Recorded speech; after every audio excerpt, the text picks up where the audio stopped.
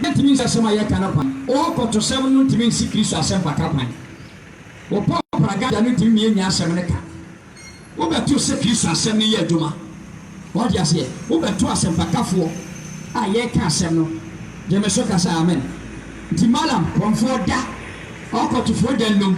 You pay your kiss or him. You be out to tell me about your could be a radish out. Jemesokas, amen. Obaso no ase, Obaso no ase amen. Media evangelist Anthony Kefo so let there be life founder. Aha aye Kumase Ebua kwa ana mejira. Jemesokas, amen roadside. Ye kwa ye ni wo Kristo. And one Sunday at the mount, my topic can say, work on your salvation. You don't feel in John chapter 1, verse number 3. Was one continue to be your ATM umpire. Where you see the was so a day. My 2 minutes one in yet to see it. One man pass here for your near to Christum. One my young pass here for a new week as I be a year and 3 years ago. And I came one with a moon years here. And so that the agent of Crown account that was somebody just be in 1 John chapter 1, verse 13. So now they are well so Christum. It is my man in now. Will be a champion and Akuma do it in a brochure could be so. Ghana have a Bibiala, Nakuma, Najun Esawisa, Medawase. So I did him, I will use to kiss you demo. Amen. The church let there be like a Bishop Puna, Mammy Rania Coponcha, so this is Ababato, Puppet Teneso. You open be already on your mouth. Piasemini, and then you put woman you may see kiss or some packline. You will be so called Anglican school, Anglican school. Jemesokas, amen. A kiss of 4 so 4, a kiss of 4, and I did the correction. And a tea Anglican school, and my sister and the teacher in the before ye. It will know near to my eye, what you may see kiss of pine. Jemesokas, amen. Makato say, be a to see us and pie yet can. What you man away, or propaganda, let me in your kiss of some. Jemesokas, amen. Ye can't run your summons upon one sense. Jemesokas, amen. Ye can't use us so much. Was the education? Peter Oko school way. Jemesokas, amen. Mr. Peter Oko school way. It and the one go school way. There's original west side be preacher. It's when you're reverend, so when you're suffer. When you're apostle, doctor, ark, bookshop, let us say when you're suffer. There be in Galatians chapter 1, verse 11. Paul said in church for Christo. No one Christo so, and then I did. No one funny pastor and a church. No, never when them Christo a day so, and when I as a buyer can you in the pantry. And yet, Madam the Triaka, and yet, conform the Triaka. Jemesokas, amen. And your man paying the Joe Biaco. So for being Wagan, higher Trianica, which you always sorrow yen and find that is your find the Trianica. Then I'm yes to Christo a day soon did it. It take us and Miss One will be Babua. Jemesokas, amen. It take Christo into your apostle. It take Christo into Messiah and near my apostle, Christo soon a apostle.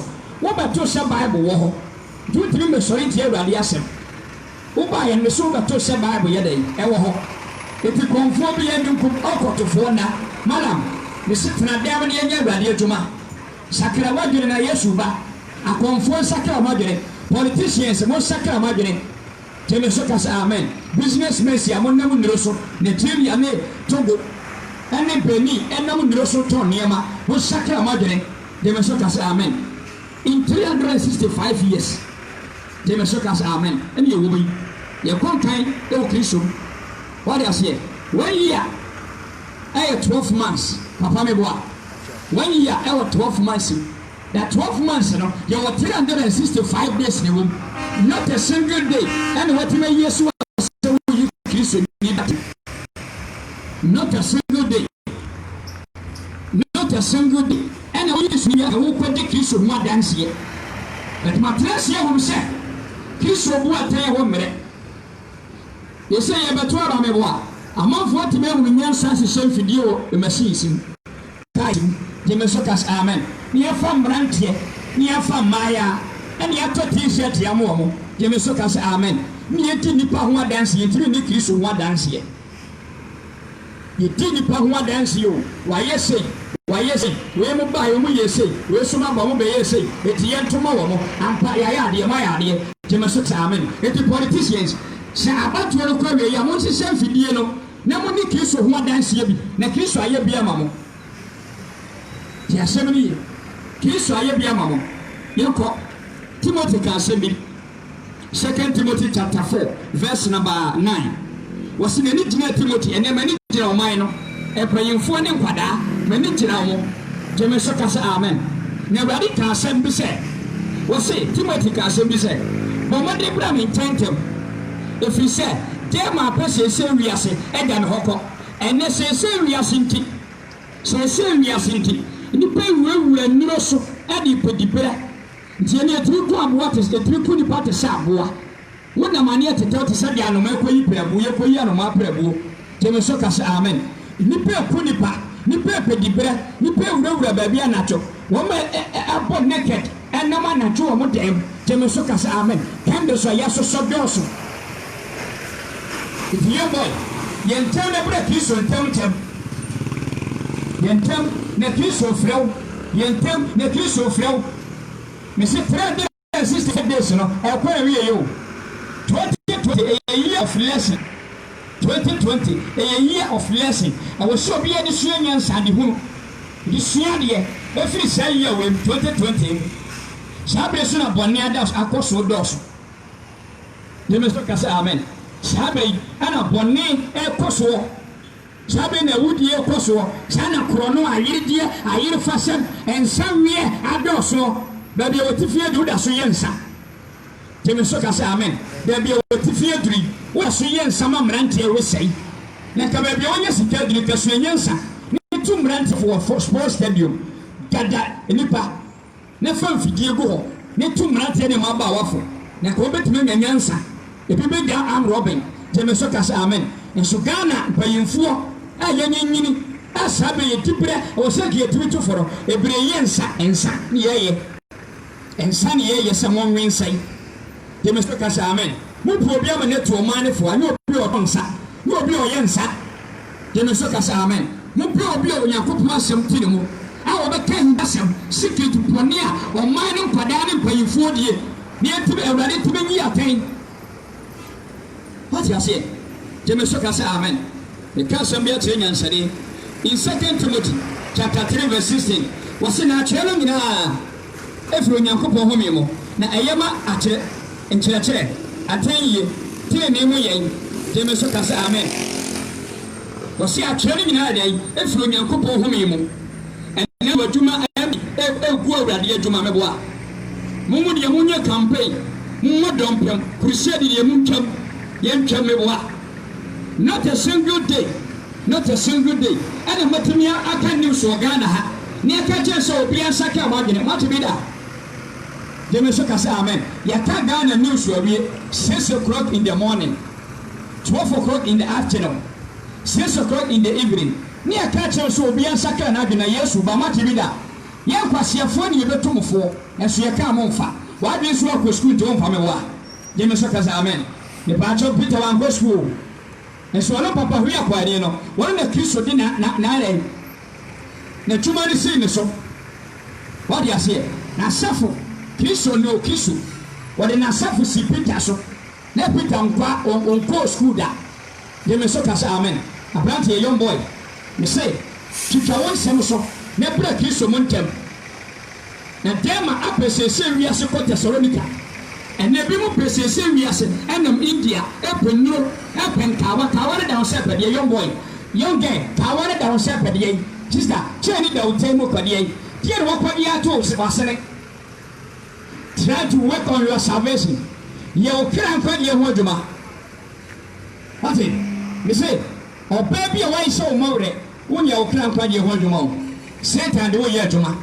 Oh baby, why so more? Me say Satan and do your juma. When you home, my baby, no more. I call home. I'm about to we are Siakono, we are sending my pony, and they do your juma. In 1 John chapter 2, Jemesoka amen. In 1 John, Mayman. In 1 John chapter 2, verse number 15. In 1 John chapter 2, verse number 15. Was in our Loriase. And I never Loriase. Nesuabito Riaso or Doka. Jemesoka amen. Suabito Batua was here again and couple on your day. Anymore. Suabito rich Amoa was in and couple on your day. Anymore. Suabito politics. No Christo. Jemesoka amen. Was in and couple on anymore. Me patch politicians. Most sacred margin in Yakupo Shell. Most sacred margin politicians mo sakra magene mo amutie wo mo huru nyansa sakra magene me pa cho Kwame Nkrumah wo Kwame Nkrumah wo hen a wani ya break aka ben so man ka wada mo sam na ma na jo mo de kai si wura anacho mo po mecho mense fo pa me ye enkwada yira mo sakra magene Ghana politicians mo sakra magene ma utie me bia shama me ye utie bia wa utie me bia se ha message ne to ma me me ba na se me ka semte politicians for je me so ka sa amen on ko e fa su di nipa ho adanse uhuru kan sa enfa nyansa pan enni Yesu Kristo ho adanse are manu da mutimi fanka Kristo sempaka wasina debi amba di pano in 1 Corinthians chapter 11 verse number 26 wasina debi amba no ngade kuruwa no no ma di pano no mumpa wadi wori kwesiso beba yetimi busam se MPP ni NDC any other parties no mumpa sorry ya bere matime di Kristo ho adanse ye ba to ba nyansa afa mfidie guka munam posisi ya mopenti ose wo peso posisi wani abre sada Kristo se ni paira eto momra ne ntentem 2 Timothy chapter 4 verse number 9 wose bomoden ne pra Kristo ntentem na wayira che udie na ntie mu ko ne ba enkoko ahefa na mawura mara ba na eboa wonfo ba na eboa young boy be kan se bia kire in Tito chapter 1 in Tito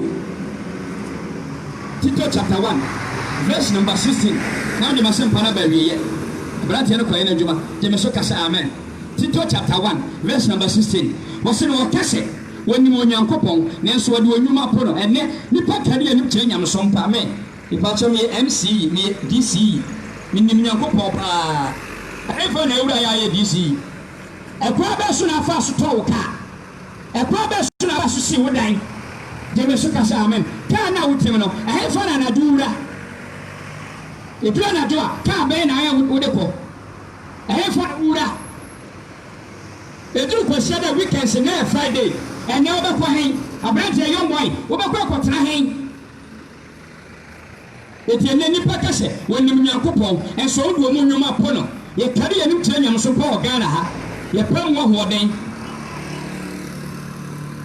ye kare ye nim kyerɛ nyam so mpa ye pam wo hoden ampi na maduro so asofo na maduro so assembly man won so pa won so na maduro so tebe so kasa amen mo president fo baby o mani nam do president baby o nam ye wura fie nyankopon na obo ye no ye wura fi no ye ma wura ne mo nyama ya ketewa tebe so kasa amen ene mo ma wura ne mo nyama ya ketewa Ghana ne wura se me ka se me kire mo the month of December 7th se Ghana fo panyimfo amompa ye enya bebre we awudi ebi mudi a ensuo be pase mo vote no voting day wache kosoa na Kristo baba abrante makacho se emfa waduma ni si Kristo asempa kapan wo beto se Bible we ye wo ho we wo go school ne wo ko school no trust me wo ko school beto abadi asempa kano wo beto se bi wo gira bonten ka asem wo ka se abroche ente sa me pacha abroche honye tan sei yemi so ka se amen abroche se ye bibi ewu akwam ya beto ba ye yi containers ya enya frakadam se ba ba ye beto ba na containers wo ma wo mo ni apam wo mo abroche ho bibi sa enka wo mo a ti me so ka se amen enka ya ji wo mo tax wo ha ya ji wo tax abana bi se na asase so na tie so wo ji wo tax ya pam Tesla that se ko ya ma sika se fa ko be ja container ye me so ka se amen wo so de o ti so re fo wo kro e ko ko to ba wo so re fo wo kro e ko to ba e kwa solid late wo so awrade the problem na Ghana for e bi mo te park so bon pae me say we should start prayers with Jesus Christ before the battle started. We should start prayers with Jesus Christ before the battle started. Basa ya besi Dem so ka say amen. Because nipa ti bone awadi abubusie e be sane esuo betoto asaniema. Dem so ka say amen. Nipa hie mojagu. Politicians ni asofo bi. Dem so ka say amen. E hie mojagu. Di bra ye pe o, di bra sister, di bra o wakonya ye pa tena so. Ni etra ka kesiem. Nipa hie mojagu. Ye kuni pati se Ghana hati se mwa. Ene ampi na manu osuro. Polisi ni na onokura gadi ampi ni kure suro. Deme so ka say amen. Omaya wutifo yen sakra ya dere. Omaya wutifo Bible de da office bia so ye pa Bible mu ahoden. In Tito chapter 1 verse 16.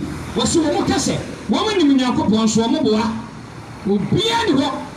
Na kamuka news wi aka mekase obi ansake o madere ne presenter Jamban onyasofu ho ase obeka obana ne te presenter wa ne ho ade presenter obana ne te wa ne ho ade kromfo jeme so kasa amen baby otifie no da so we nsame wa wutin sa ho dance se asofo enyina ade atum no hangover ni tia mo nyuma so ka jeme so kasa amen timiye ensa ho advert ni akate se obi ade atum wasiafo na agye nsatu anyansafo ni nsantu anyansafo ni akrisofo teme so kasa amen wiasefo ba di nsachi what do you see in Romans chapter 8 verse number 5 wasi ye bone ebe so owu aba amaye na wona na hunam ne no agire hunam agene tina agire hunam agene ka to ne maduro so se yento aba mawo teme so kasa amen assembly man ahefa na wura ye onya assembly man MC ahefa na wura ye happy efa na ewura but neta wura hen sofo efa na wura de ati asori mo seki o madwene o Yesu ba kana man Yesu ba baby atitie me bia mo cheko bia atitie me a ukodi pa ho na me pa cha umma Ghana bes mo wasumo broni na koto no ho wa akodi pa akra he gaga ya wo ye kana akodi e uba Ghana na kuta vote ni abo waso de me so ka say amen ka kanya hwehwe ni mu afuofo na aba wiase ne Diane Evangelist Anthony Kefosu makacho say message ni mama the month of October ekona wiye not a single day who watimi yesu say me kwa go kawra de asem but me di politics yati eti Kristo nipa ho adanse say Thomas Messi not a single day no matimi adi nipa Kristo ho adanse ni wo ni kro ni ne samba say mo ka Kristo adwene tie mo ka Kristo adwene enche ni pase se na Kristo de ba wiase wo ba be bu ni pa bi aten o de wo ye bi obebu aten adwama wo de yim na ihu obebu aten ne so de na madem ho ne twetwe be ma obebu aten ene wo ka se oni mawurade so ni mu nyuma pro ndiro kwase da wo kwa asore utwika mate wo kwa asore me wa driver wo kwa asore wa adwene so anya wo pesika do di ka twika wo we teme so ka se amen do di ka twika wo we do di ka ye police wo we do di ka ye soldier wo we Pale nkuna wawe Konfanochi wa ya kwenye kawashe wonsa Chope so bin Konfanochi na nkasakwa wabe wawe Amune mbeni di nuru Jeme so kasa amen Young boy Sakra wabe wati Ja tramo nino Ja ri nino Ja mape Ja nsano Ja udie Ne ja tuo no tuo Na me mo tuo semo no Wey Inspire There is no expiring date Eka Bible Wey Ensay What if asem ne tuo mua Baby anambi asem ne di hini womu Makwana Kristo asempa amra was common sense. Teme so kasa amen. Me say makwan na Kristo asempa amra was ye MP. Sakawa de na Anglican school. Teme so kasa amen. Who Methodist school. Sakawa de na school no asore no and e be school ma ko bia be ye MP. Wo be ye president. Ma ho kwambre ho ase. Mo ya hata ni gye. Nice one. Asempa no ne eguso ka no. Papa Mr. Kristo ye twa mu tan ne betene ye pobeba in Revelation chapter 22 Revelation 22 verse number 12 the last quotation James so kasa amen Revelation 22:12 was hye mere bantem na mi kura makatua was so de Ibrahim fo obi a we politician tie nie we sofu tie nie we church member pastor tie nie we alaji Isaka usutie maudi tie James so kasa amen enkoye Allah akubaru enko nkotwe se kan kwesi obeso